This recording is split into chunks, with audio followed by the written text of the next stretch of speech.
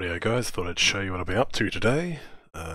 Was working on some more massive underlying changes to the AI system, but that was proving to be a bit of a rabbit hole, so John and I decided to revert that for now and concentrate on a few little ones, and I'll get back to the bigger changes next week. Part of those little changes, which hopefully make it better for people in general, is opening up the some variables to control the recoil compensation and aim error. These values used to be 100% and 1 second. Now the aim period here should vary a lot more. As it says here, they should consistently have a higher aim error, miss more often.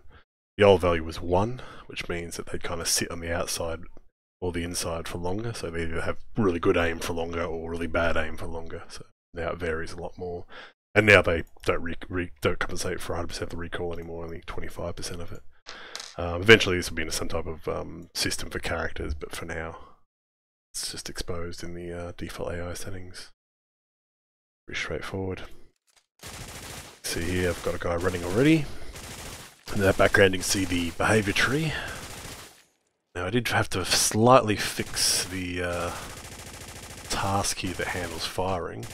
Originally it wasn't aborting correctly, and the character wasn't implementing the correct interface for this to work, so unfortunately they wouldn't abort firing when they were reloading. But this part was working, so they actually have been trying to fire in bursts for quite a long time.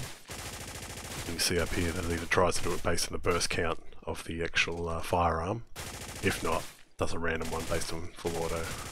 Also increase the delay slightly between bursts, so anywhere from a quarter to almost half a second between bursts. So they're kicking off there. See, it's pretty straightforward here. This is getting kind of silly, and this is only the main main behavior tree. There's actually subtrees as well.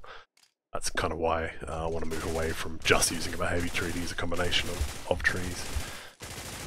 And this is, once again, this is a simple one, and as you can see, it's kind of silly. That's the reload over there. All that happens is when he's reloading, do nothing else. Otherwise, if he needs to reload, he stops firing and tries to find some cover and such. And then here's the firing. So you've got someone to shoot at, got line of sight, try to shoot, otherwise someone's obstructed, try and move backwards. Teammate in the way, try and move off to the side, otherwise start shooting. I've changed this around a bit so I can focus on this tree. This one is the one that makes him chase you a little bit. So if I switch this over and run to cover, can't see him anymore. Now he runs to the last location he saw me, till he can see me, and he'll start shooting again. One of the other things I did was to fix the visibility on chain link fences.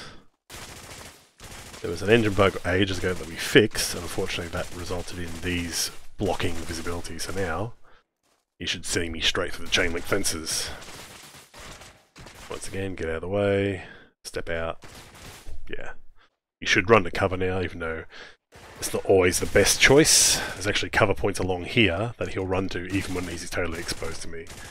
I did actually fix that with the update I mentioned earlier, but it was getting quite severe, so I kind of rolled back to the simpler system.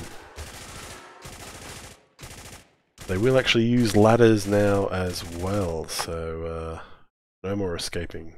You can see the points there. No more escaping up a ladder. So I switch over to a little test level I made. It's not the best piece of AI I've done, but it's better than what they were doing, which was they were trying to teleport. Now they actually will go up and down correctly. Really needs an animation, but well. So yeah, no more hiding up ladders or down ladders. They will actually follow you up there. It's far from perfect. I'm sure they'll fall off sometimes and break their necks and so forth. But yeah, switch it to this. You should see it go off when yeah, there he goes. Run behavior on the ladder. As I said, this should really be integrated into things like having a threat and all that, but for now I just made it its own thing. Yeah, they will get stuck on ladders as well. It's like 10 of them try to get the ladder at the same time. But again, it was more just to make them have basic movement than to be able to stack up on a ladder correctly and stuff like that. The good thing is the things I had to do to get this to work mean that if I go to doors and so forth, I can make them navigate through doors better as well. You can see this using Simulate. I can see what's going on. It shows part of his path there. This is one of the changes I made. I had to access this path information so I can get the information about the navigation links there, and then do things based on those navigation links. Required modifying things. Game module. But I don't care, it worked. I also fixed the unlimited reload bug, which was an issue in the reload blueprint for the AK and so forth.